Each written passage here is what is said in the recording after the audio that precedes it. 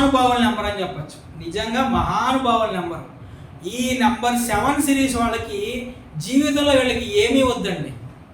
మీరు కావాలంటే చూడండి, డేట్ ఆఫ్ బర్త్ మొత్తంలో నెంబర్ 7 అన్నా రానివ్వండి, రూలింగ్ నెంబర్ 7 అన్నా ఉండనివ్వండి, డెస్టినీ నెంబర్ 7 అన్నా ఉండనివ్వండి అండి, వీళ్ళకి జీవితంలో నెంబర్ 7 అంటే ఎవరండి?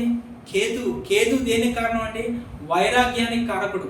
కేతువు మీ జన్మజాతకంలో కేతువు ఏ హౌస్లో అయితే ఉంటాడో ఆ హౌస్ అంటే భావం అంటాం కదా, ఆ హౌస్కు సంబంధించినటువంటి విషయాల మీద వీళ్ళకి వ్యామోహం ఉండదు. ఒకవేళ కేతు మీకు మొదటి భావం ఉన్నాడు, మొదటి భావాన్ని ఏమంటామంటే తనుభావం అంటాం, అంటే నీ భావం, నీ మీద నీకు అసలు ఇంట్రెస్ట్ ఏమి ఉండదు. అంటే నీ మీద నీకు మనం శుభ్రంగా ఉండాలి, నీట్గా ఉండాలి, మనం ఏదో సాధించాలి, అటువంటిది ఏముండదు. కానీ అబ్బా అయితే అయింది, ఉంటే ఉన్నాం, కాతే కానీ ఉండే అన్న సిచ్యువేషన్లో వెళ్ళిపోతూ ఉంటారు. ఈ నెంబర్ 7 సిరీసు 71, 72, 73, 74, 75, 76, 77, 78, 79 ఈ నెంబర్ 7కి సంబంధించినటువంటి ఏ సిరీస్ వాళ్ళకైనా నేమ్ కరెక్షన్ అవసరం.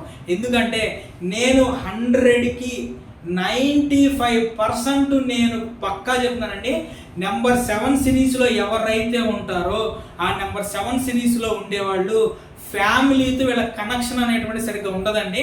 కావాలంటే మీరు చూసుకోండి, నెంబర్ 7 సిరీస్లో ఉన్నవాళ్ళు వైఫ్ అండ్ హస్బెండ్స్ మధ్య కనెక్షన్, ప్రేమాభిమానం ఉండవు. ఏదో యాంత్రికమైనటువంటి జీవితం ఉండిద్ది. ఏదో నువ్వు మ్యారేజ్ చేసుకున్నాం కాబట్టి, మనం మ్యారేజ్ చేసుకున్నాం కాబట్టి నిన్ను పోషించాలి కాబట్టి ఉంటున్నా అనేటువంటి సిచ్యువేషన్లో కుటుంబానికి ఇంపార్టెన్స్ ఇవ్వరు.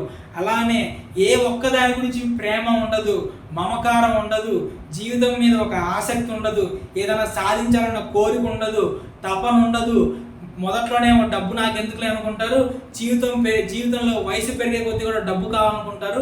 ఆ వయసుకి వెళ్ళేసరికి డబ్బు ఏమో సంపాదించలేరు, ఆ డబ్బు సంపాదించడానికి జ్ఞానం మొదట్లో రాదు. సో అందుకే నేను చెప్పేది, కొన్ని కాంబినేషన్స్ అనేటువంటివి వరస్ట్ కాంబినేషన్స్. నెంబర్ 2 సిరీస్లో జన్మించిన వాళ్ళు, 4 సిరీస్లో జన్మించిన వాళ్ళు, 7 సిరీస్లో జన్మించిన వాళ్ళు, 8 సిరీస్లో జన్మించిన వాళ్ళు, వీళ్ళకి 100కి 1000% నేమ్ కరెక్షన్ ఖచ్చితంగా అవసరం.